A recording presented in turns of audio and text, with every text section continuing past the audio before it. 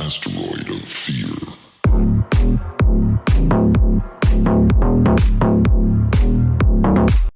Hey everyone, welcome to another episode of the Men of the House podcast. And today I have Julian Bermudez, and we're going to talk about he's a psychedelic integration therapist, and I'm super excited about this because yeah, I don't know. I attribute psychedelics with seeking and exploration or seeking of more as it relates to life. So I'm interested to see how this turns out. Excited to know. But how are you doing today? I'm doing fantastic. Thanks for having me. Yes, awesome. So, all right, let's get into this.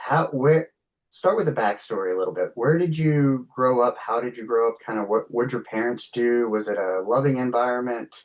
I want to get some context of how we ended up here. Sure, sure. I'll give you my childhood in a nutshell if that's okay. Yeah. All right. So I grew up in Detroit, Michigan. Okay. My dad was 19, my mom was 21, and they absolutely hated each other. They were never together. It was a one-time deal, and then 9 months later, I came around. So needless to say, since they hated each other, they definitely did not want me. And as I was growing up, they played this game of human hot potato. You take him, no, you take him, and they just bounced me back and forth. And to make matters a little bit more complex, Detroit, Michigan, highly racially motivated, segregated area. My dad's Mexican, Puerto Rican. My mom was German. Both of their Oh, parents are immigrants. My mom's mom moved here after the Second World War, and my paternal grandfather moved here from Puerto Rico, and my paternal grandmother moved from Mexico. So, growing up in that area, as I would model one of my parents as children do, the other parent hated me for it, and vice mm, versa. And in some ways, they also hated themselves because they were handed these patterns of intergenerational trauma. And the function that I've always had is I've always been a mirror for other people, for them to see themselves. And that was no exception when I was a child. So I would mirror the pain that my parents carried, and they just absolutely hated me for it. And, my mom she got married 3 times in like 12 years and had multiple kids with different people. So she had other kids that she was taking care of. So I was just pushed aside. And since they hated me and there was no space for me, I developed these beliefs about myself that I'm defective, that this is happening because there's something wrong with me, that I'm not worthy of love, I'm not good enough of protection or being cared for. So this created just tremendous pain that I carried around. And, of course, when you're a child and you have no protection, nobody looking out for you, it opens the doors for all sorts of abuse, all sorts of predators to come in. And that's exactly what happened.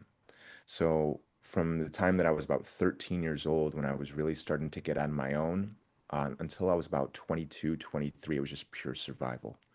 And when I turned about 22 or 23, I had a big wake-up call, and that really sparked me to figure some things out. I knew that I couldn't keep living this way anymore.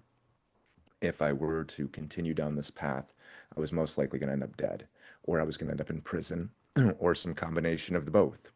So I started just trying to change my life and clear things out. But for me, when I'm growing up in such a dysfunctional family, what does healthy relationships look like? What do healthy connections look like? What does a healthy lifestyle look like?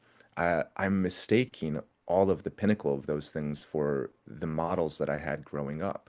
So to figure this out was a lot of trial and error. It was a lot of clear out everything in my life, build it up from scratch, and then start over again.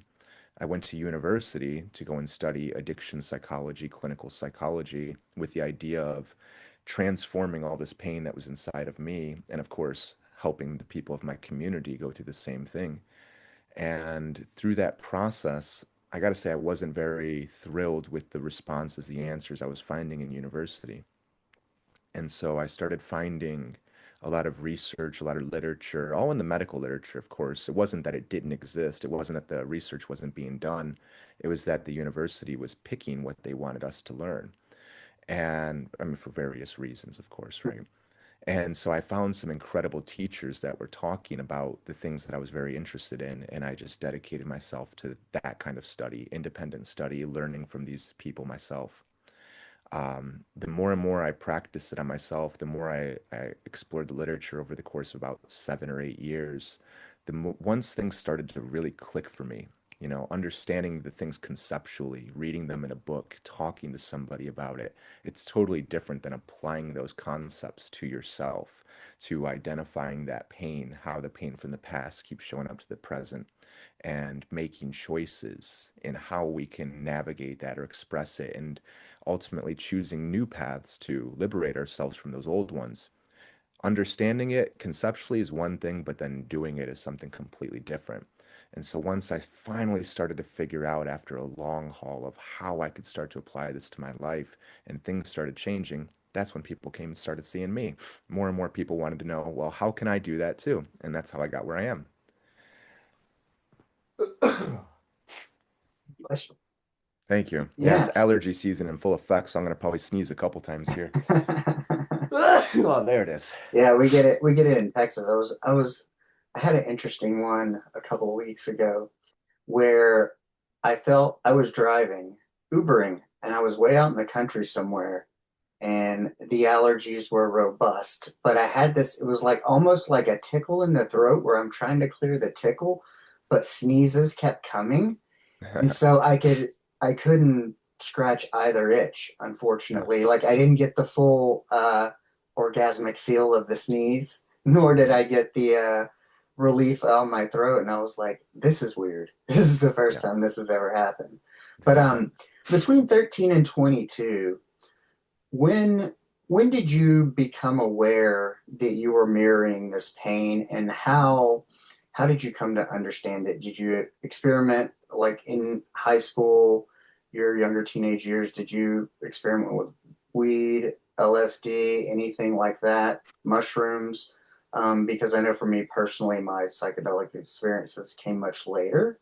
And so, yeah, when did you become aware, and did you have any experimentation, and did that contribute to that awareness? Yeah. On some level, I was very aware of it as a child because I would go to my mom's house and my brother, who is 6 years younger than me, would be praised and, valued and respected for some things that he would do. Or my mom would say something, or she had a friend that would do something, and they would all laugh and they would celebrate what had just happened. And so I thought, wow, that's the pinnacle right there. That's the model. You do that and you get valued.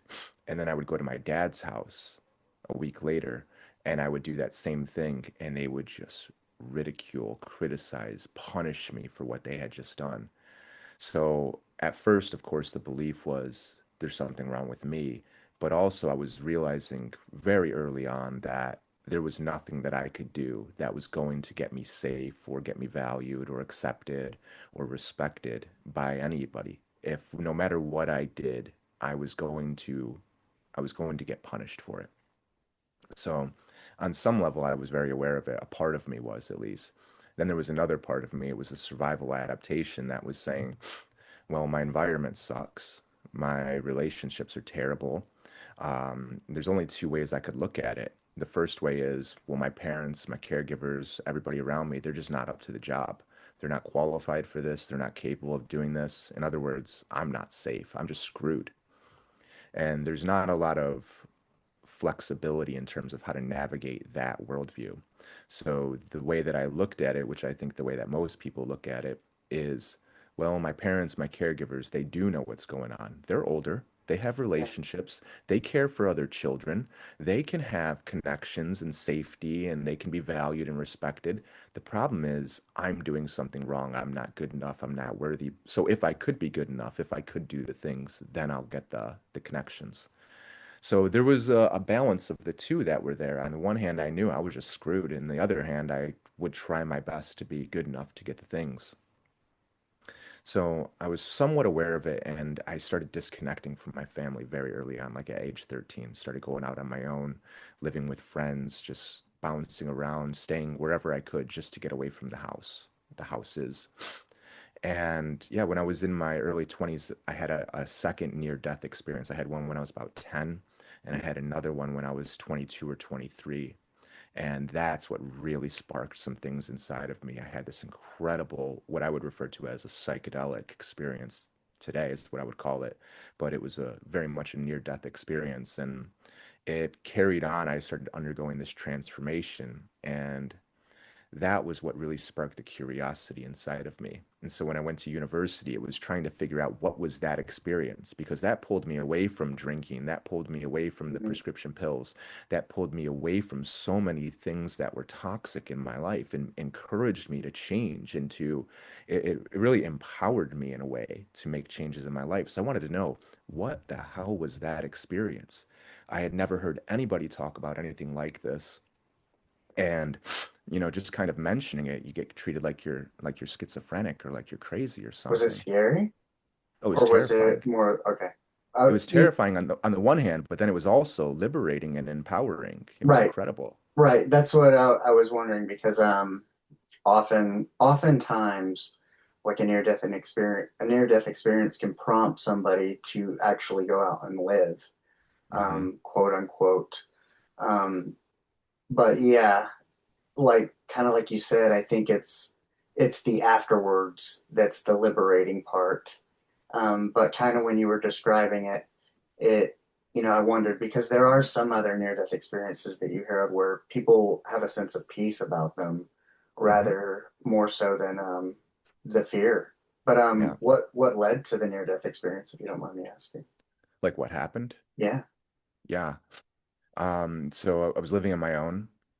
I had been living on my own for a decade at that point. So when you move out on your own as a child, you have no resources, you have no support, there's no safety net, nothing. So the stress, the survival mechanisms they're so apparent and powerful all the time. So my health was already never was really healthy. It was never good or balanced. And one of the things I started doing was I started doing martial arts. So I started doing like jujitsu, Muay Thai. I was competing in MMA. And it was a wonderful way for me to channel all this energy, all these emotions that I had, and to express myself and to mellow out, so to speak. But one of the things that happens in the gyms is infections go around on like the wrestling mats and things like that. So, I have bad asthma and really bad eczema all over my body. So I have these open sores. And so when a staph infection went around, I got it like that. I had Hmm. no health insurance. I had no money. I had gone to the emergency room once when I was like 19, for a really bad asthma attack, that was my first near-death experience was asthma when I was a kid. Hmm. So I have a relationship with this, a big fear relationship at this time. So I go to the ED and they charged me like $30,000 for, being in there for 10 minutes. So when I'm in my 20s, there's no way I'm going to the hospital. There's no way I'm seeking any care. And this staph infection just spread through my whole body like quickly, days. And about a week into it, I had gone to the gym to talk to people. I hadn't been training. I went in there to go and talk to the coaches there, and they were like, dude, you need to go to a doctor now. And I didn't know what to do. So I called around and I said, hey, I got staph. I don't have any insurance. I don't have any money. Eventually, somebody saw me for $100. It was like my last $100. And they loaded me up with antibiotics. It cleared up the staph infection, but it shot my immune system. So then later on, like a month or two later, a staph infection went around again. I got it again. And this time it was probably still in my system and it mutated into MRSA very quickly. Mm. So I had just these huge wounds on my body. And this time around, I went to a doctor much quicker. There was a doctor through the gym. I was teaching the kids class, and there was one of the parents was connected, and he gave me a connection to a doctor. So they saw me much quicker this time, loaded me up with antibiotics again, cleared it up over the course of a couple weeks. But then about a month later, I got pneumonia. So my immune system was just totally cashed. I had no support physically or with my immune system. It just wasn't capable of defending anything. And I got pneumonia. And in that situation, I laid in my bed for about a week, quite literally on my deathbed. just constantly in and out of consciousness. And eventually, one of my roommates, one of my friends, really realized, and of course, I was drinking and, taking painkillers at this time too. One of my friends noticed something was going on, and he made some phone calls and got me some more antibiotics. Luckily, that cleared it up, and but through the combination of the pneumonia, being having no energy, no reserves, no real ability to fight this off, and then the drinking too, of course. The combination of all of that just pushed me right over the edge. And on the other hand, though, it was something that really showed me the way I was living my life and gave me this incredible experience that I had that really sparked me to want to figure out what was that human experience that I had, and how could I live my life afterwards? What would that even look like? These were questions I had never even thought of before. So some really good things came out of it. Did were now when you come, I think I've been sick like that where you kind of everything's a blur and you don't remember and it's just touch and go, bits and pieces. Did when you came out of that, did you quit the pills and alcohol, or did you kind of continue on with that? And when did you eventually quit that, and how did you kind of shed that in your Mhm. transformation? Yeah, I stopped the pills immediately. There was that was a big part of that experience too. So that was gone immediately. And the drinking, I stopped drinking almost entirely, but I was still doing it somewhat socially. So I would go out Hmm. to a bar here or there or a nightclub here or there because that was where we got all of our social interactions. And I was still getting fairly drunk at those, like wasted at those points. And then about 3 months after that experience, once everything really started to calm down, I just completely stopped drinking everything. And that was when I really started changing everything in my life. Got rid of all the fast food, got rid of all the sodas, all of the sugary processed foods that I was consuming. Really started trying to take my health a little bit more seriously at that point. So that was when I started changing everything and got rid of the bars, got rid of the social circles, everything. The relationships I was in, just cleared out pretty much everything in my life. Now, when you started kind of transforming yourself, like you're in university, you're studying, you kind of have this experience and you realize like, hey, I've got to change some stuff. And what were, how were you processing it at that time? Like, I understand probably where you are now, just like where I'm at. I'm in a much more aware state, and I'm there because I keep tabs on it. I track things, I journal every day. When you started making some of these changes, how were you, did you like read, study, journal, kind of put it to practice, or what were some of those things that you were doing that started kind of making the positive impact minus, like, let's say, quitting the pills, booze, and all that? Because I know, like, sometimes we can go through these experiences and then where we hit rock bottom and then we start stacking, building back up slowly. And sometimes the building back is actually through subtraction, like subtraction of booze, subtraction of fast food, or circles. But what were some of the other things outside of those things that you were doing that kind of helped you gain some traction, be it meditation, journaling, um, all that kind of stuff? Yeah. Well, I replaced all of those addictions that I had, various Hmm. ones, whether it was to the alcohol or to, relationships. I was mistaking connection and attachment and, compassion for what my childhood relationships looked like. Mm, So I started carving all those out and learning how to be alone. And I had two dogs at the time, so I wasn't like fully alone, but I was right. really, yeah, I was isolating with them. And I started spending a lot of time out in nature, just going out into parks and walking barefoot in the ground, and really started connecting with the land. On the one hand, on the other hand, I got super intellectual. I had replaced all of those addictions with intellectualization, really learning concepts and things like that. So when I went to the university, it was all study. I was in my books constantly. I was listening to talks.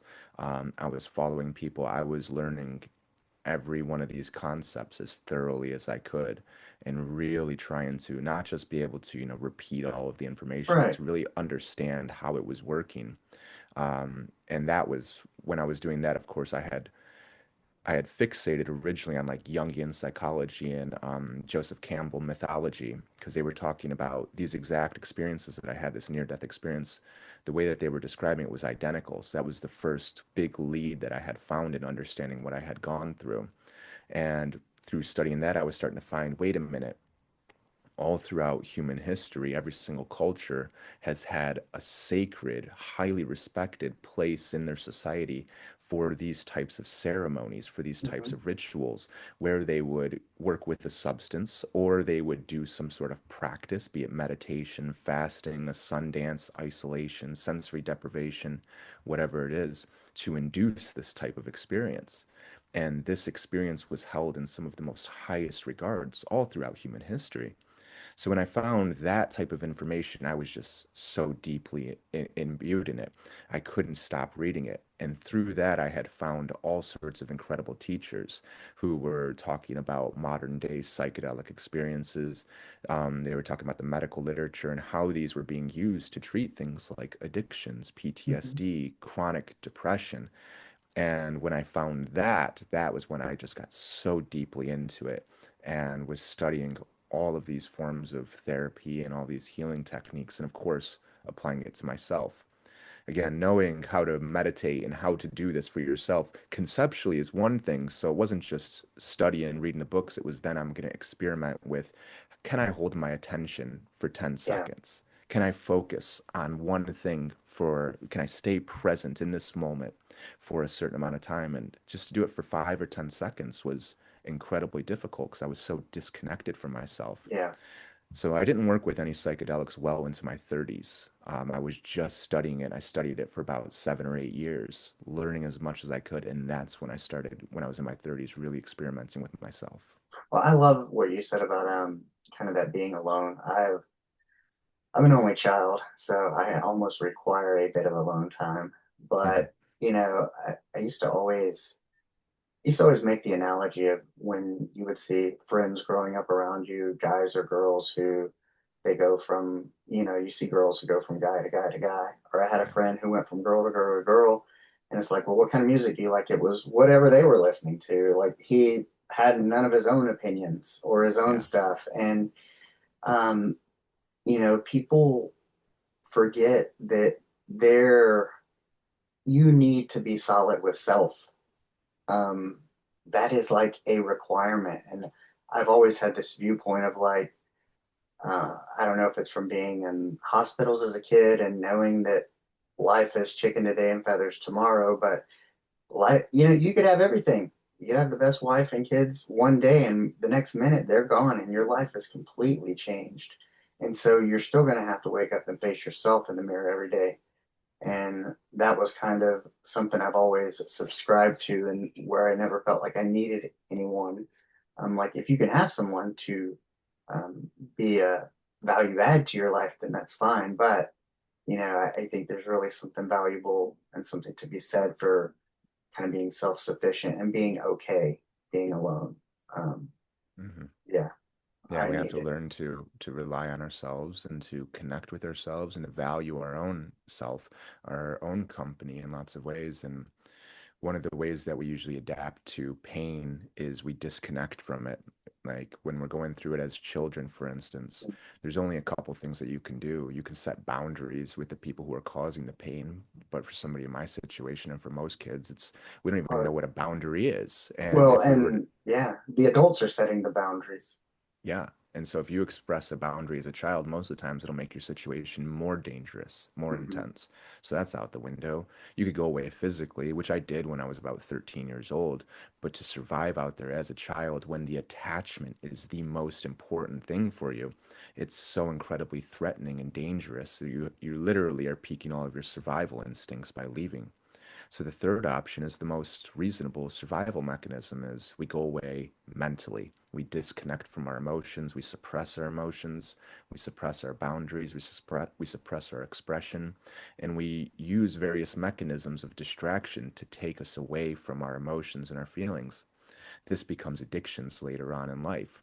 So we need various things, whether it's me studying constantly, that was a form of escape for me. Yeah. We can also get very addicted to relationships, to always having somebody there with us, because whatever it is that we're engaging with them, listening to their music or having conflicts with them or having sex, whatever it is, takes us away from all of those emotions and feelings that we're having here. So there's so many things that we can get addicted to, and that codependency, always being in the relationships with people, is another form that we can get very much addicted to, and it provides short-term relief for us, just like any addiction, but it also has very long-term consequences for that. So yeah, you're absolutely right. I agree with you.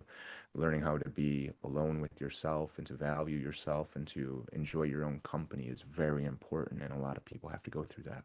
The other significant thing that I picked up on earlier in the conversation was when you talked about how you were kind of the mirror for the parents who didn't like each other's behavior. Um, and, you know, I think about, so my wife and I, we've been together 19 years, but we have daughters who are older, and they were 2 and 3 when her and I got together. And the ex-husband and I get along, and it's a tribe, it takes us all. But, it's the same way. My wife early on in our relationship was like, I'm never going to talk shit about their dad to the, the girls, it's not healthy. There's no point in it. And, what you were talking about being that mirror, and you see that um, even children in modern day that, hey, divorced parents who constantly dog out the other parent, it's not helping. And if you could do that, you think, well, as parents, just because maybe you married somebody else and you're providing a quote unquote stable home or what a family should look like, well, when you're doing that, you're still, you know. And I was like, man, I never really looked at it that way, but I can see how that could be so detrimental to a child. And the problem is the parents don't even know that they're doing it.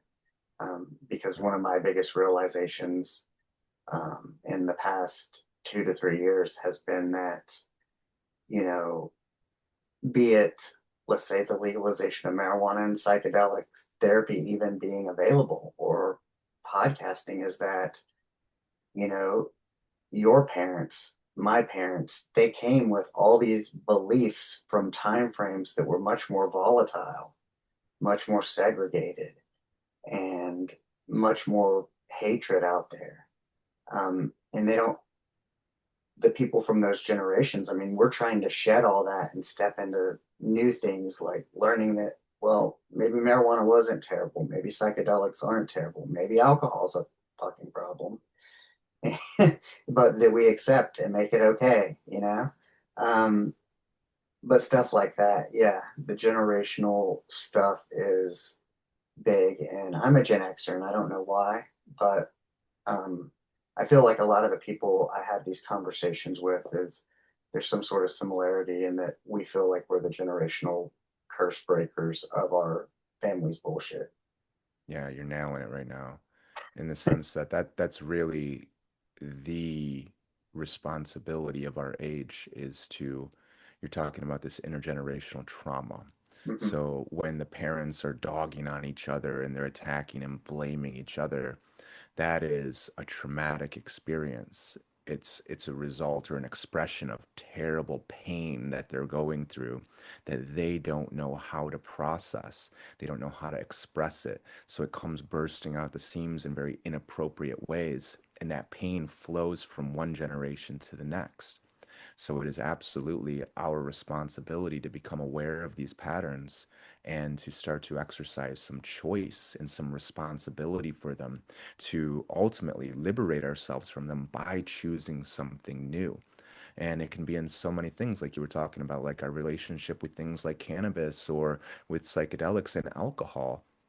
We're handed these ways of processing information, these perceptions, these ways of thinking about things, whether that's what we do with our emotions, the way that we relate with each other, or the way we relate with the world around us. And so much of it has been, guided and directed towards very specific ends, such as profit at all costs, Mm. regardless of the amount of destruction that's caused from it. And a lot of people right now are really waking up, and I think that it's our responsibility as people who are here right now to, again, become aware of these patterns and to start to exercise and cultivate the ability to make choices and to take responsibility for ourselves and, try and do some things differently. So walk us through your first psychedelic experience. What, you mentioned, hey, you were diving in head first, all in.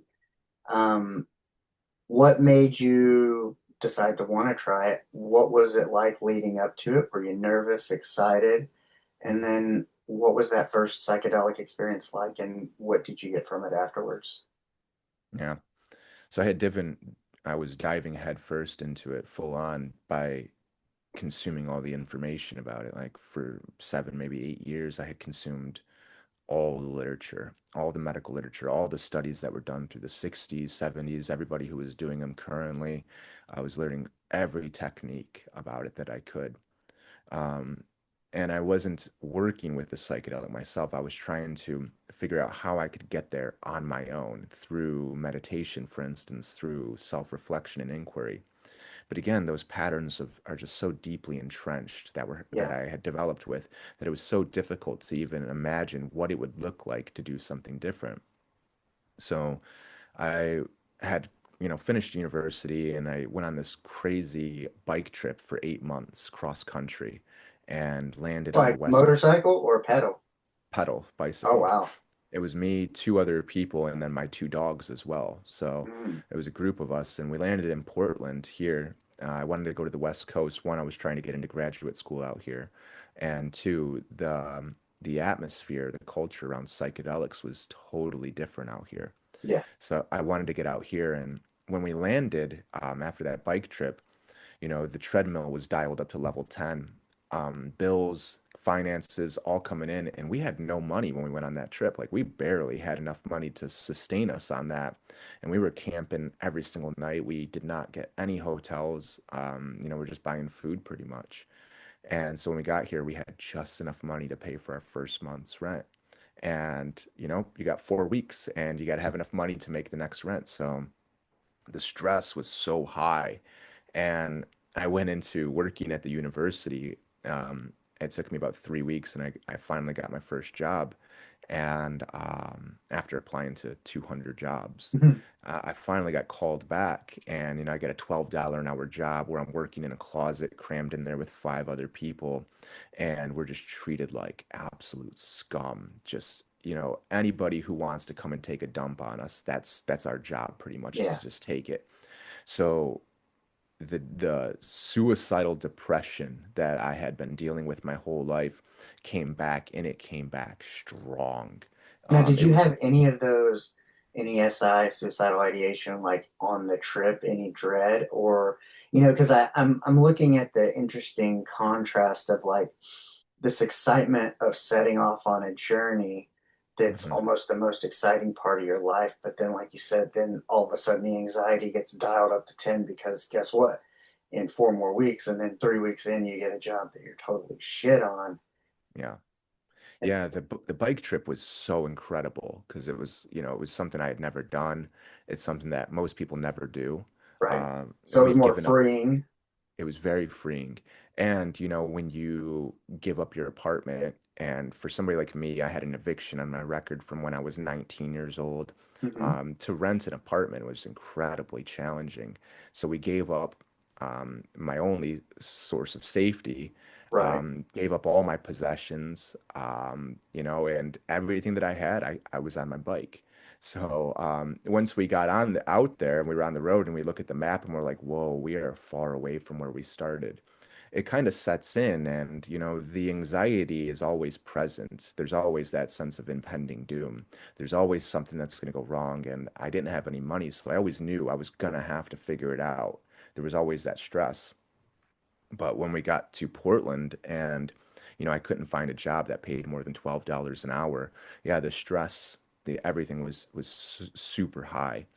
And so then I had kind of agreed with myself that I wasn't going to seek any psychedelics. I was going to wait for them to come to me. And I was going to continue to do my own practice on my own. But my own practice wasn't going anywhere because I didn't know what this looks like. I had never experienced it on my own. I was just trying and trying and trying and getting nowhere. And that was when somebody I had met and was like, hey, do you want some LSD? And I said, well, sure.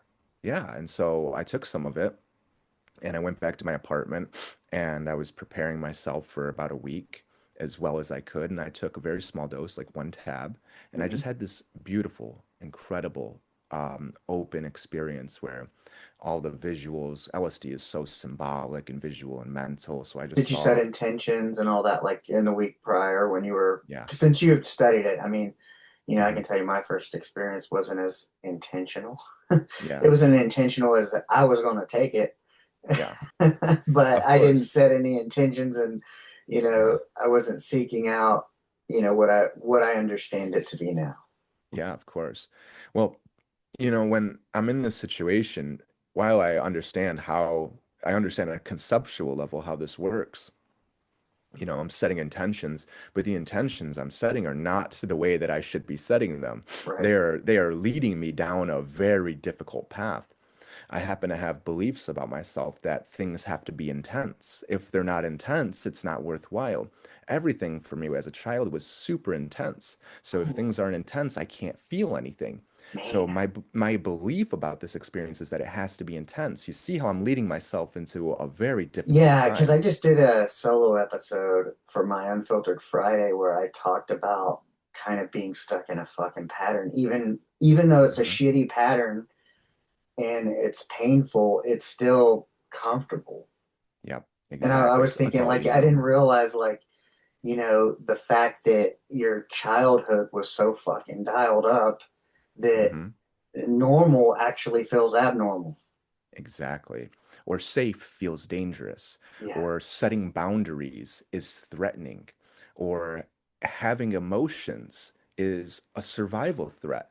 Because if I would have expressed an emotion when I was a kid, quite literally, the gorilla that was in the room was going to harm me in ways that would have significantly threatened my survival. And it happened, right? So I have all this pain, this incredible pain, these emotions, these beliefs about myself, these entrenched patterns of what I do with it.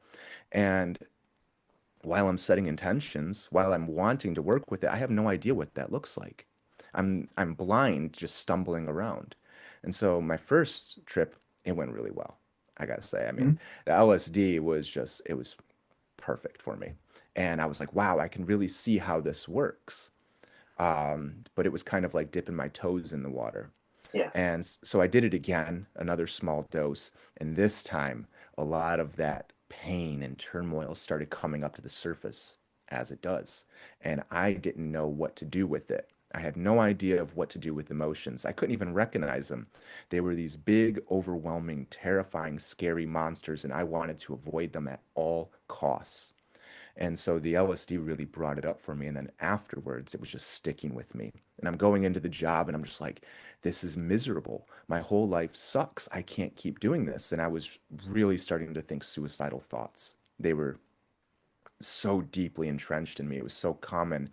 And it was getting to the point where that was like probably 80, 90% of all that I was thinking about. And so I had this intention of, I'm going to do a very big psychedelic experience. And I hear in the literature, I see it all over the place. Right. A big psychedelic experience can rewire your brain and it can rewire the depression and it can heal you like that. That's what I know. I know this can heal me. Wrong. Mhm. Wrong. That is not how it works at all. But that was so misleading in so much of the literature. So anyway, I took a very large dose, and my intention was I want to have a real human experience. I want to be able to get back to living. I want to get past this suicidal depression. And I mean, you can probably see just from that intention right there, that is going to be a very challenging, stressful time. And it really brought so many things up for me that I just was not prepared to work with. And I made it through that experience and the months afterwards by the skin of my teeth. Like barely got through that. I didn't have the support. I didn't have anybody there to go with it through it with me to say, this is the pattern that you're in right here. This is what Right. it looks like. And this is something you can do differently. I didn't have any of that. I was doing it all on my own because, again, I had a belief about myself. Not that it just has to be intense, but I have to be strong and independent and do everything Well, but alone. not only that though, just your childhood when you look at how your mom was married more times and kind of you're this odd person out. You're often soloed out, and I suffer from this Mhm. too, from being an only child. I mean, one of the greatest things is I'm confident and comfortable enough to be alone. But Yeah. you know, it's hard for us to see when healthy alone time becomes isolation Hmm. and we really need the connection because I'm just fine with it. Exactly.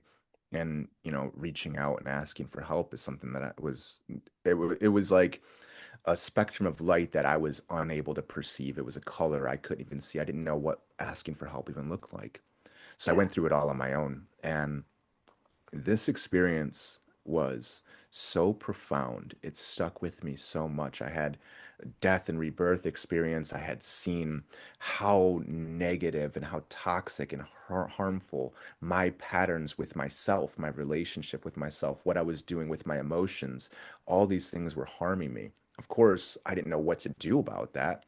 But for just a moment in that experience, I had caught a glimpse of what it would look like to be on the other side of this, to know how to express and soothe and comfort my emotions, and to express boundaries and to have healthy, functional relationships with people. I caught just a small glimpse of that, and it gave me just enough inspiration to say, I want to get to that. And so, for the next few years, I just again started trying to figure out, okay, it's not the psychedelic experience that I need. I need to learn how to recognize, identify my emotions. I need to learn how to express my emotions. I need to learn how to accept them and comfort and soothe them. I need to understand these patterns that I'm in. And if I could start to do that, then I will heal a lot of this pain that I'm in. And it's not the psychedelic that I need for that. That was one thought that I had. And then, of course, I kept running into these walls and my body was getting super sick and I didn't have any options. So then I would refer to psychedelics again, but Hmm. I would do it in what I believed at the time to be a much more therapeutic setting, like going and working with indigenous down in Peru, for instance, in the Hmm. Amazon. Very different from doing it on my own. Again, that didn't lead me to what I was looking for, what I was really needing at that time. So it was really trying to figure out, just like I think Jerry Garcia from the Grateful Dead said this. He goes, "We never stop thinking about those psychedelic experiences. We were thinking about them all the time. We just wanted to figure out how can I get back to that state and make it easier on myself." And that was the goal that I was having: is how can I get into that state where I can connect with myself deeply? How can I Mm. start to see these patterns and rewrite them and choose new patterns in a way that isn't going to be so stressful? And that was when I really started working with direct, not just studying with people, not Hmm. just emailing, not just reading and listening to their talks, but directly working with people who knew how to do this. And when I started doing that, everything started changing. So that was kind of so like you're stuck in the $12 an hour job, getting shit on your high level emotions, trying to get through this. And so you kind of keep seeking out. I know like for me, it's so weird, like because things take so much longer, like transformation does. Sometimes it seems like it happens all at once, but it takes so long in a way. I know, Hmm. like for me, losing 65 pounds, and it was just a series of things. Like in 2022, I was just in a bad place. And, it took literally probably a couple of years to really turn it around.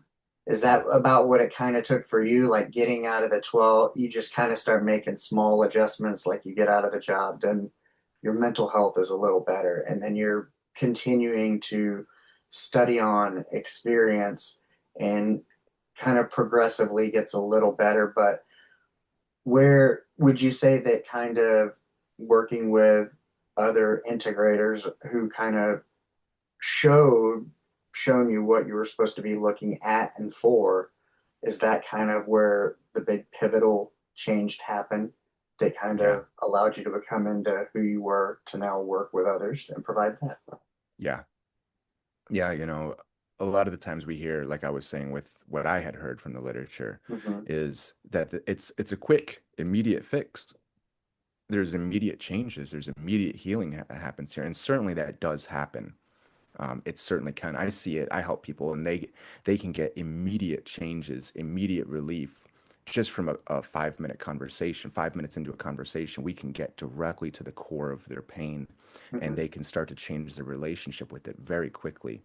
And of course, when people work with psychedelics in those circumstances, yes, you can absolutely get immediate transformation, but that's not always the case. And even when they do get that immediate transformation, okay, something shifted. Now we have to maintain it. Now we have Right. to develop it. Now we have to nurture it. So this new pattern, so this new practice can mature, and it matures over time. The It's real work like begins. yeah, exactly. The real practice, Yeah. right? The real practice of continuing this lifestyle. That's what we're doing is creating a new livelihood with intention, with mindfulness, with choice, agency, and responsibility. And so we're continuing to live our lives differently, and we have to do that constantly. It's like, when I grow an acorn, and there's a part of me that as soon as I put it in the soil and I start nurturing it, I want the forest. I want to walk underneath these, magnificent ancient oak trees with all the animals and birds and all the fauna and all the other plants that are growing in there. And I want to see the fruits of all my work. But there's something so special about seeing that very first oak leaf that sprouts and how vibrant and how much life is inside that one fragile and delicate leaf that could easily die just like that. But I am going to nurture it, and I'm going to take care of this oak and help it develop. I'm going to give it all the right nutrients that it needs so that way it can grow and develop. And then a year later, they're this big, and 2 years later, they're this big, and I'm watching it. And all of this growth and development is the fruit of my nurturing it. It's very similar to when we're taking care of ourselves. We want to see the immediate results. We want to be healed and enlightened, and we want to, drink green tea and feel great. But at the same time, we still want to slap people. We're Hmm. still got all this rage and anger, and we don't know what to do with it. So one step at a time in nurturing ourselves, learning how to recognize, oh, there's my anger. This is Hmm. coming all the way back from childhood. This is pain from the past showing up here now, and I'm projecting it onto my partner, or I'm projecting it onto my dogs, or I'm projecting it onto my friends, or onto my children. And I'm going to take responsibility for that now. I'm going to comfort this. I'm going to soothe this pain. I'm going to express it in constructive ways. I'm going to make choices here. And that's steadily watching the oak tree grow. And every time you engage with it and you see it and you nurture it, you're like, wow, look at all these new leaves. Look at all these new branches. This is the result of me nurturing this. Sometimes it's needing different nutrients. Sometimes you're looking Yeah. at it like, oh, wow, this tree is not growing the way that I want it to. And you don't get mad at the tree and you don't say, it's your fault. I blame you. No, I'm giving it the wrong nutrients. I'm doing something wrong here. I need to adjust my way of nurturing this tree. And that tree is myself. And so the more And I can I adjust think that, like the nutrients of the world is love. yeah, Like every yeah, time you say nutrients, I go love, like love yourself. yeah. And And when what you does that take look like? psychedelics, you see that love is kind of the underlying theme that a lot of this Yeah. stuff we've invented to soothe ourselves is mere distraction. Precisely. But for somebody like me who never knew what it was like to be held by a parent, I Right. mean, obviously I got some amount of that as a child Right. because I survived, but I survived, by a thread. And, for somebody like me or so many people out there who never know what love actually looks like, or we mistake it for judgment and criticism and evaluation and punishment and conflict. How do you discover what love looks like? It's like, again, it's like a color that you're blind to. You can't see it. But also, if You're somebody beat you every day and they told you love you, then you could say, oh, that's what love is. Because that's precisely, what you learned that love was. exactly. yeah, we can mistake love and compassion for abuse and for pain and conflict. So, a psychedelic is so powerful because it brings things to your awareness, first of all. All the pain that we're carrying, all those patterns that we have, all the ways that we're constricted, all the ways that we adapted to the trauma that helped us, might have even saved our lives in the short term, but now cause us pain, all of those come directly to our awareness.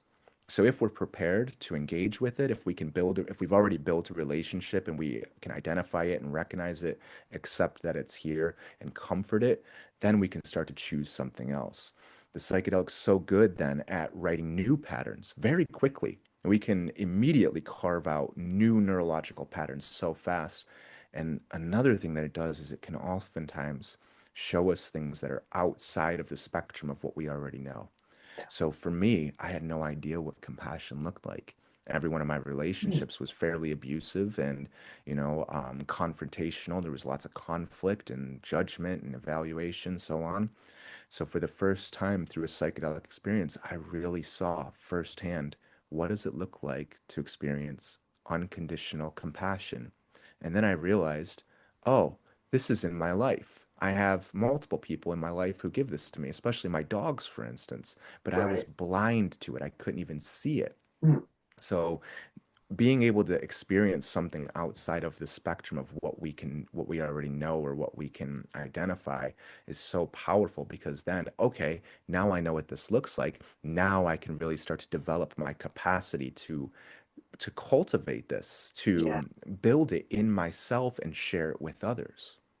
Yeah. And that's the thing is, I know like for me, my struggles often provide that empathy that wants me to share it with others because of course, hey, if I just had the best fucking burger I ever had, of course I want you to know about it. How did you get into being a facilitator and deciding that where was that moment that like this is it, I know this is my path, my purpose? Did you have any doubts? And how did you get into it? And I know you're in a prime spot in Portland because the availability or the allowance there. Um, I know it still goes on everywhere, and I think it should be legal everywhere. But that definitely gave you a leg up. But how did you get into it, deciding that this was what you were gonna pursue? Yeah, I think I knew pretty early on when I first came across that this is what I wanted to do. Hmm. Um, when I was studying in university and I was, studying addiction psychology, clinical psychology, training to be a therapist, there was not a single time through all of that where I said, that's the path for me. I'm going to be a therapist. I'm going to help people. I wanted to heal myself.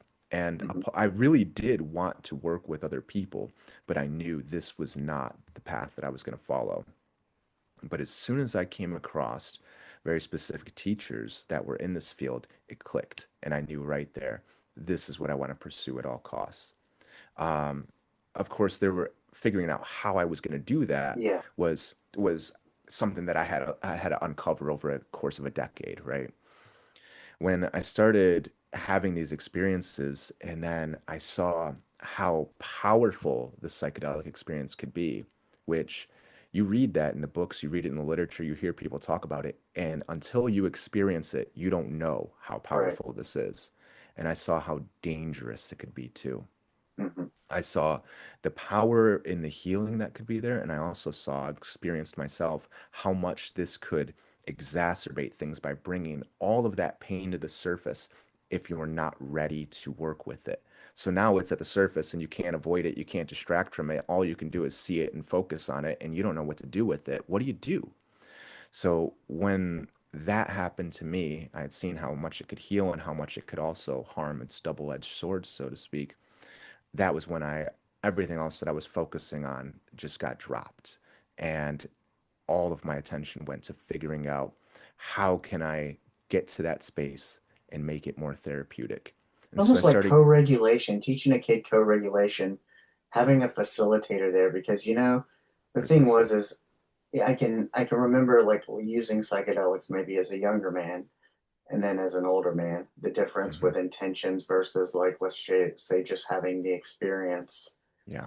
But never for 1 minute did I ever take into consideration that whatever this is going to bring up for me, I need to be ready to deal with it. And if I'm not ready to deal with it, or I can't identify it or don't know what it is, then it could be helpful to have somebody there to help me. Yeah. It's an essential. Right. And at that time, again, my beliefs were I have to be strong and independent and do it myself because my whole life had been that. If anything was going to happen in my life, it was because I went out and did it. I couldn't rely on anybody. And if I ever relied on somebody when I was younger, it would usually come back to bite me. I would usually get some consequence for that. And I would always Yeah. say, well, that's why I don't trust other people. Mine is like I just let it I brought it up and just let it sit there and I'm like, "Oh, you brought up some information." And it's like, "Well, you just fucking waste it. Like throw it in the Yeah. closet or something." I'm like, never once did I think about part of the therapeutic event is taking what came up and doing something with it, addressing it somehow. I Yeah. just never did. I just let it come up and was like, "Oh, cool." Yeah. And that's the whole point of it, right? Is, a lot of the times that's what we've been doing is we take the psychedelic or we induce the psychedelic experience however we can, and then we just see what comes up. And that can be fun and recreational for a lot of people. You can take some LSD and go to a festival Right. or something like that, like a lot of people do, and you might have a good time. But I started going into these psychedelic support groups here that they were having in Portland because of how fluent and common the culture was. And it was person after person after person who was saying, I got traumatized through this. It made things so much worse for me. All of these things came up for me through this experience, and I didn't know what to do with it. They weren't Mhm. communicating it in that sense, but they were saying it, and I was And that's how you identifying it. picked up. And you're like, ah, Yeah. Yeah. And and it makes perfect sense too, because when you're talking about this co-regulation thing, humans develop through what's referred to in like neurobiology as interpersonal neurobiology, mhm, which means that children are born, we're super undeveloped, immature, and dependent on our right. caregivers for the longest amount of time. Humans take years to learn how to run, to where a horse learns how to run on their first day of life. So the attachment is the most important thing. And while our nervous system, our emotional circuits, our hormonal systems, everything in our body is developing, what this term interpersonal neurobiology means is that our bodies are literally downloading information from the mature, regulated nervous system that's there.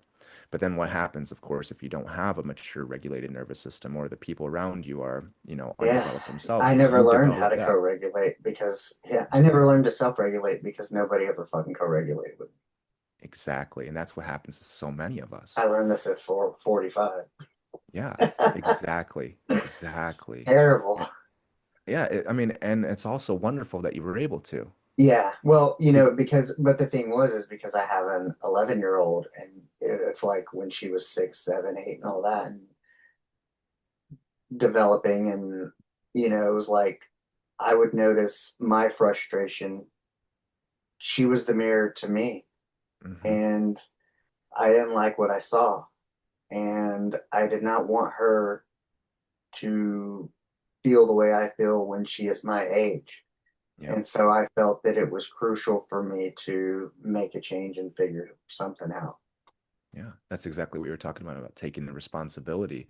See, there was a pain that was passed through or flowed through the generations in your family. You learned that from somewhere, most likely your parents, and they learned it Mhm. from somewhere, most likely their parents. I can This confirm pain, that. yeah, that's just the way it goes. This is how intergenerational trauma works. It just goes through us and it's slimy and sneaky and it's got these withering tentacles that get into every crevice and they just grow and flourish. And it's really up to each one of us to identify, oh, there it is inside of me. And it's not that we intentionally pass it down to the next generation. We don't say, my 11-year-old daughter is going to learn all the pain that I mean, some parents do. Some Yeah. parents they very much want to bring other people into the pain, and even then, it's not a conscious choice. It's that they have so much pain that they're alone with it, and they can't be alone with it, so they bring others into it. Mm. But this pain just flows through us unconsciously, unintentionally, and then we find it in the next generation. And it's our responsibility to say, okay, I've got to take some accountability here. I've got to start to change this pattern inside myself. I've got to comfort, I got to soothe this pattern so it doesn't have so much control over me. So that way it doesn't get handed down directly to the next generation. And then, of course, the input for the next generation is completely different than what we had. And Yeah. they can work with it and transform it. It's this generational alchemy. So while we want to see the immediate results, of course, we're also playing a very long game of transformation here Yeah. through the generations. It's incredible. Yeah. Because it's like, I think about it too in terms of it. It's so complex yet so simple because it's like, okay, you're in Portland, but let's pretend you were in a country that America hated right now. But the thing is if I have this understanding that, guess what? You have the same generational human pain experience that I have. It just looks different. Yeah, It's just in a different environment and different setting, or maybe you call it something different. But the thing is regardless of our color, religion, language, any of that bullshit, is like that basic understanding that, you know what, maybe together I could help you with something and you could help me with something. yeah, But we're in this experience together and let's share it and lift each other up and thrive and be there for one another as opposed to making it the reason that we absolutely want to knock each other out, you know, precisely, because precisely. it's all the same. But Yeah. um, when you, so let's say I wanted to work with you, this is what you do for a living. What Mhm. kind of clients come to you? What are like the qualifiers? If I thought like whether it's trauma or is it somebody just wants a psychedelic experience, or how do people find you and what kind of people are they? Mhm. Yeah, it really depends on what you're looking for. I don't think I don't think I've ever worked with somebody who is just looking for to have this psychedelic Right, experience. I mean, in that sense, there's lots of options for people, and I think that they find some of those other options. I've had a couple people who have come through that said that they wanted to do that, and very quickly, within, minutes of a conversation, it turned out to that was what they were telling themselves, but they had a tremendous amount of trauma that they were wanting to work with, and right. this was the doorway for that. Every single person that I've worked with, every single person that I've ever met is carrying around a significant amount of trauma. And all of the ways that they've adapted to it are their personality traits. It's the way that they live their lives that they say, this is just how I am. But almost every one of those is an adaptation to trauma. So that's what we work on when people come and see me is we're going to identify how the pain from the past shows up in the present and how can we take responsibility and accountability for it. Every person's working through trauma And that then that what I've kind of worked with. work, like, are they like if I said, hey, I need to release some trauma, I want to come to you. What does the facilitation look like? Is it a Mhm, overnight stay? Is it a day thing? Is it multiple days? And mhm. do you have like a pre-screening type of thing? Do you have Yeah. criteria of what makes you work with people or not work with Mhm. people? Yeah, yeah, I'll walk you through it if you want. Yeah, Yeah, so the first thing is when people fill out a form just to work with me, is I ask very specific questions about these things. And there's thresholds and barriers that people have to go through just to find me. right. Granted, I'm putting this information out there a lot more now, but for the most part, you got to do some looking and you've got to do some finding Yeah, to get to me, and that's intentional on my behalf. yeah. So when people have already found me, don't get me wrong, a lot of people who are not actually looking for this experience and are not ready for it, they do come through, they do find me, and they reach out, and they usually identify that pretty quickly, like, oh, this wasn't what I was looking for. But when people fill out that first form, the first thing we do is just a consultation, free 30 minutes. We just chat.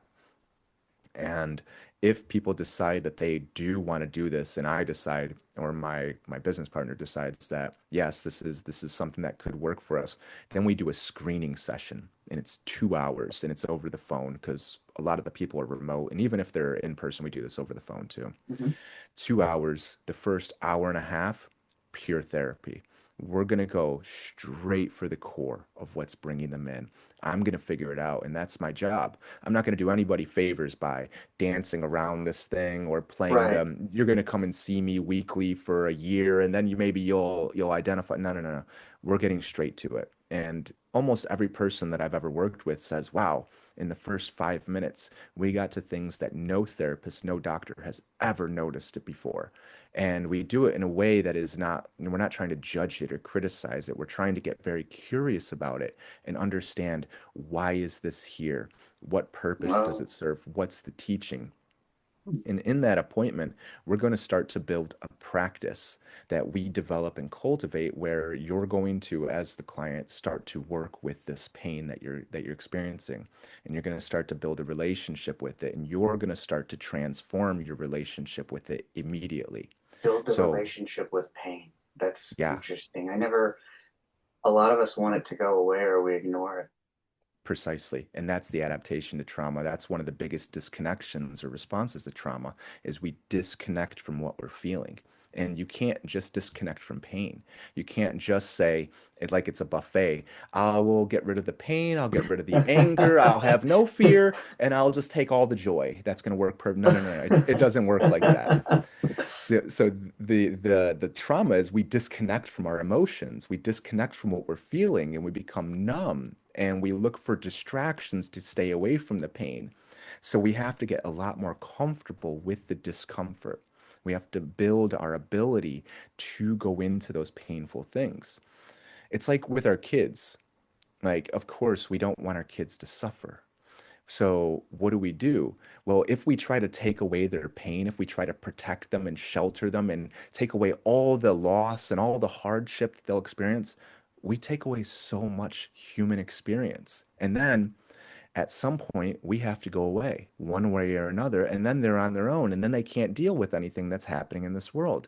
So it's not that we want to take away the pain, we want to learn how to navigate it. We want to learn how to go through it. We want to learn how to take care of ourselves and meet our needs while going through difficult times.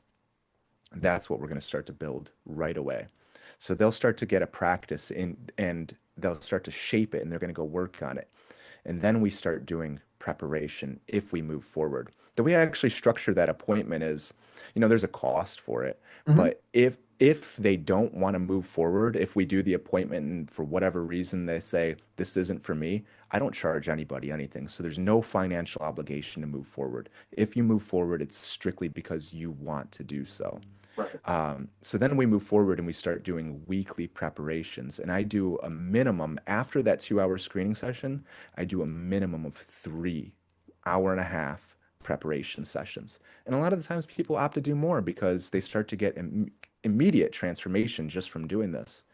And so we meet weekly. If you're in person, great, you come into my studio. And if you're out of state or out of the country, which a lot of people are, we do it over the phone and we talk like this. And what we're going to do is for that hour and a half is we're going to figure out all the ways that this pain from the past keeps showing up in the present. And we're going to continuously relate with it. And we're going to connect with it. And we're going to figure out what the needs underneath this pain are. What were the things when you first started feeling this pain? What were the things that you needed that you didn't get? And very commonly, it's the exact same things. And so the question becomes, okay, the pain from the past of unmet needs is showing up in the present. Who's the person who's got to meet those needs? Well, it's a rhetorical question. The answer is us. We've got to do it ourselves. There's nobody else. We can't expect our partners to be our parents. We can't expect our Right. children to be our parents, although that happens very frequently. Hmm. So we learn to be the person that we needed that we didn't have. And that allows us a tremendous foundation to go and work with that pain. So then our intentions start to form and we start to say, okay, I carry this pain around. There's a part of me that still hurts. And this part of me wants to step up anytime something in the environment remotely reminds me of that pain. I get triggered, and this defense mechanism inside of me gets activated. And I want to go in and comfort that pain. I want to go in and soothe that pain. I want to go connect with it. I want to go and bond with it. I want to go build a relationship and show this pain, this part of me that carries it around, that it doesn't have to be alone anymore, that I'm here with it. And then we use the psychedelic experience as a tool to go into that intention. So all day, what we're doing is going in and focusing on whatever it was that we were working on. If we can have that foundation, if we can already start to identify, take the inventory of what's Hmm. inside of us and get familiar with it, when we work with the psychedelic and all of these things start to come up, or even better, we seek them out, we go look for them. They're not some big, scary, overwhelming monster that's going to chase us around throughout the entire psychedelic experience, rather than it being, the giant crab man wearing tidy Right. whities that's going to chase us around for 4 hours and we're just going to run away from him at all costs. It's a familiar friend. It's somebody who's been with us since the very beginning. And when we can really see who it is, it usually transforms into a childish version of ourselves that's all alone, that's in tremendous pain and has no idea what to do with it. So they're expressing this pain in whatever means are available. And when we see that, oh, then I can scoop them up, or I can sit with them and I can spend time with them and build trust and safety. And that's where a lot of transformation happens. Wow. Yeah. It's interesting. I think once you really learn to understand your own pain, you're able to spot pain out in the world as you walk Yes. around. Hmm. I Uber, and I absolutely love it because I love connecting with people and making their life better. But as I'm out there, I see a lot of pain in Yep. passing. Hmm. Um, is there what range of psychedelics do you utilize in your practice? Um, and have you worked with any that are preferential, like let's say in psilocybin, 5-MeO, ayahuasca, any of those, DMT? Hmm. Yeah, I'll be careful about the Everything. wording here of, Oh yeah, what we do and what we don't do. yeah, Um, I'll talk about my personal relationship with psychedelics. How about that? yeah. Um, so the three that I have incredible relationships built with, of Hmm. course, are the mushrooms, LSD, and ayahuasca. Um, I'm very careful with ayahuasca, because it's local to a very specific region in the world, a Hmm. very specific culture. And although I come from a very similar lineage of the people who work with the ayahuasca today, me going down to the Amazon, brings in a lot of corruption. It brings in a lot of, I mean, the cultures down there are just so fragile and delicate, and it's quickly turning into an ayahuasca trade. So Mm. I don't bring ayahuasca back. I know a lot of people who do. I know a lot of people who facilitate those So it around was like here. bad energy. It can be. I respect their decision to do so. I'm not going to tell anybody what they should or shouldn't do. I make the choice that I'm not going to bring Yeah. it out It's here. almost like I more want of a capitalistic approach as opposed to a exactly, philosophical and or medicinal precisely. approach. Precisely. So I want to be very careful to preserve that experience and that relationship with the plants. So when I do work with ayahuasca, I do so in very, very careful, respectful, intentional manners, and I try to leave as minimal footprint as possible, which is very difficult to do. Right. LSD is available everywhere you go. Um, I mean, you can go out here and talk to 10 people, and you'll probably find six people who have it with them and within a matter of minutes where they could give it to you, where I'm at. So it's highly accessible. And that was my first psychedelic, and I built Hmm. it. When it took me a while to learn how to really relate and engage with LSD, but when I did, we became very good friends. Yeah. And I don't use that in my practice at all. It's too long. It's Yeah. too dragged out. The experience is just too. It's an incredible experience. It has wonderful, wonderful therapeutic applications, but I don't have the capacity to do that right now. I use it for myself. Right. I use it. People who are around me, of course, I'll help them go through that as well and help them prepare for it in specific ways. But I don't find that very therapeutic, for what we're trying to do here. My probably most therapeutic relationship with psychedelics is with the mushrooms. Hmm. They grow everywhere. So they're local in everybody's area. I mean, they grow on poop for crying out loud. You can Hmm. find these things anywhere. They'll grow in your backyard. They're accessible everywhere. And I find that their personality, their characteristics are so incredibly therapeutic. You know, they're like these cute little clever munchkins that get just a tremendous satisfaction out of doing something very clever that you're able to receive. Yeah. So when you can prepare yourself to work with them and you can go in and work with your pain and build the relationship with yourself and you can take that temperature inventory of your internal climate and you start to enact some choice and responsibility and then you invite the mushrooms to come and work with you, oh, they're so ready and they are down for a great time. And if you can pay attention and engage and participate in that experience, they're ready to roll and they are incredible teachers, incredible healers, and incredible guides in there too. So I find that in terms of therapeutic approaches, Mhm. that's the way to go right there. Yeah. Yeah, I feel like I think psilocybin and LSD are the only two that I've had. And definitely, you know, especially with psilocybin, it's natural kind, as opposed to depending on where you're from, I know where you're located, there is more of a culture, and I would trust grabbing LSD more so. But I Hmm. can tell you, um, in places where I'm from, in the Southern Bible Yeah. Belt, uh, I don't know that I'd be trusting, you know, it was much easier to get way back in the day. Yeah. But it's been a minute. But Hmm. yeah, I've noticed this stuff for 20 years. I can remember as an undergrad 20 years ago writing papers on, even just the legalization of marijuana. Yeah. Um, and it's made strides. And, now we have the psilocybin. Um, it's legal in Oregon, correct? Yep. Yep. Yeah. In I mean, Colorado? I want to be careful about talking about the legislation there because it's constantly changing so Right. fast. They legalize everything and then they recriminalize it, and Yeah. then there's this constant They're doing the pendulum same thing with swinging. like that whole the Delta 8, Delta 9 type weed isomers here in Hmm. Texas where they're trying to ban the weed Yeah. light. Hmm.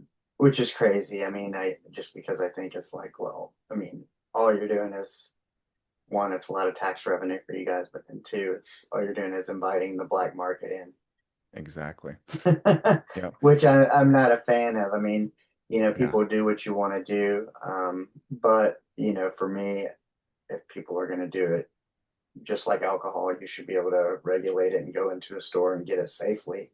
Yeah. I Yeah. mean, if you're It's going to it's allow that crazy. shit everywhere, then why not Hmm. allow something that actually has a little bit of use?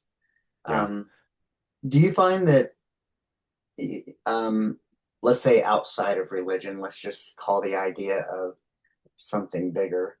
Um, some people call it religion, whatever, but I've always kind of I have this thought of going, the fact that I wanted to have psychedelic experiences is kind of a ode to seeking more out there, to believing that there is something more than greater than why we're just here having the experience, whether it's purpose, whatever you want to call it. I've had the big book of brain. I can remember being 10 or 11 years old, looking at stuff about the brain, knowing that it was so much more capable. And I think that was probably why I sought out psychedelics. Um, do you Yeah. feel kind of the same way, that it's people who seek them out are usually looking for something bigger or greater? Sometimes. Yeah. You know, when so I got really into, the sciences and all the literature and you start looking at psychedelic experiences and it's impossible to make the correlation with things like quantum physics, Hmm. all contemporary physics. When you start listening to people like Michio Kaku talk about multiple dimensions of reality overlapping on top of one another, on top of our current reality, and you hear people like Graham Hancock talking about the brain being a generator of consciousness or a receiver of consciousness, which modern academia goes with the generation model, which Hmm. there's evidence for it, but there's very little evidence. There's lots of contradictory evidence. The idea that our brains could receive consciousness is far more interesting in my opinion. So if you say there's multiple dimensions of reality overlapping one another, and our brains can receive consciousness, and we have the ability to change the channel on which channel of consciousness we receive or which dimension of reality we're going to tune into. You can use psychedelic experiences as a tremendous way to not just explore the world out there, which Right. I don't really look at it as an outward exploration ever. In fact, I think that that view might actually be kind of dangerous. Yeah. I think that this outward exploration is very much a response to trauma, where we're always seeking the next thing that's going to provide us safety or comfort. Rather, if we can turn our attention inward and focus on our internal landscape and take responsibility and accountability for ourselves, we find really incredible things. I believe it was Irvin Schrödinger who said, the total number of minds in the universe is one. So this concept of God and the religion and all of the connection, God always says the way to, or the teachings in Christianity is the way through God is through Jesus, and the idea of Christ consciousness is within yourself. Jesus was very adamant that the way is within. You don't need the preachers, you don't need the church, you don't need the scientists or the modern day religions. The path is within you, the way to God is within yourself. So, regardless of whether we're looking at it from a religious standpoint or a modern contemporary science, in physics, they often say, you can drink all the glasses of modern science, but at the very end of the glass, the very bottom is God always waiting for you. So, whatever we call it, whatever we call this higher power, or whether we're engaging with multiple dimensions of reality or seeking out Christ consciousness or connecting with ourselves, all of the answers are within us. And when we really start to get to the core of these experiences, what I find and what I see from everybody that I work with is we start to see that you and I are exactly the same, and that the wisdom, the knowledge, the God, so to speak, is inside of both of us. You were mentioning this earlier, is that we can see the connection between you and me and between everybody around the world. This disconnection is a response to trauma. It's the biggest trauma is we disconnect from ourselves. We suppress our emotions. We disconnect from our emotions. We disconnect from our feelings. And then it sets off this cascade. If we're disconnected from ourselves, if I can't be with what I'm feeling, if I can't be with my own expression, if I can't be with my own boundaries, how can I ever be with somebody else? If I'm far up in my mind because I'm disconnected from myself, I'm also disconnected from you and disconnected from everybody else. And if I'm disconnected from myself and from everybody else, I'm disconnected from the world around me. And then all the things that I do and create don't represent who I am. So there's just this cascade of disconnections. And the Buddha said that it's because you suffer and it's because I suffer that we can understand one another. So when we have these experiences and we start to go inward and we start to look inward constantly, we'll consistently find that the same wisdom, the same knowledge, the same core of information, whatever we want to call it, is inside of me and it's inside of you. And we become disconnected from it and we can reconnect with it. We can find it again. We can recover this wisdom again. And I think this is a really, really important piece for our current society where we are just so deeply, incredibly disconnected. And the people who are the most disconnected, the people who are always going out there and trying to accumulate all the status and all the wealth and all the power, and they make themselves grandiose and big, and they go and attack other people before they can get attacked, and they accumulate all the resources so they can be powerful and they can be valuable and respected. These are the people that climb to the highest positions of corporate power, of economic power, of political power. They get all of the ability to enact their will on the world. And then you got traumatized people, traumatizing people on a massive scale. So this idea of reconnecting with ourselves and taking accountability, I think, is the most important thing for our age right now. Man, that. was pretty poetic, and I think that's a great place to end. Yeah, 100% ditto. That's the call to action. It's going to be reconnect with yourself.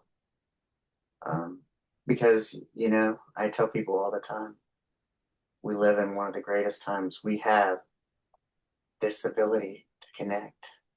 I've talked to people in New Zealand and all this. We didn't have this ability in 1993 when I graduated high school. But for as connected as we are and all this ability we have, we're just disconnected from ourselves. And if we're disconnected from ourselves, we cannot be connected with each other. I love That's right. that. Well, Yeah. I end each podcast with telling the listeners to go out and be the person that they would want to meet. So, if you want to meet cool people, be cool. If you want to meet an asshole, then go out and be an asshole. I'm sure you'll find one, right? Well, That's right. thank you for your time today. That was a great conversation, right up my alley, and it's given me a lot to think about. And yeah, almost felt hypnotized for a moment. I was so deep into what you were saying and kind of thinking about it and pondering it. But this is going to be great for me to think about while I'm Ubering, pondering this kind of stuff.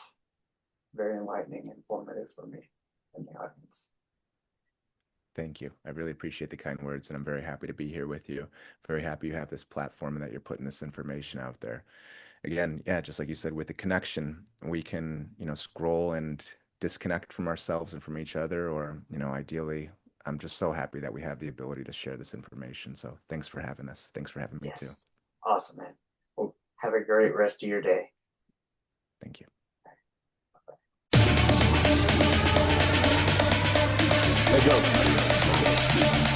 Asteroid of fear.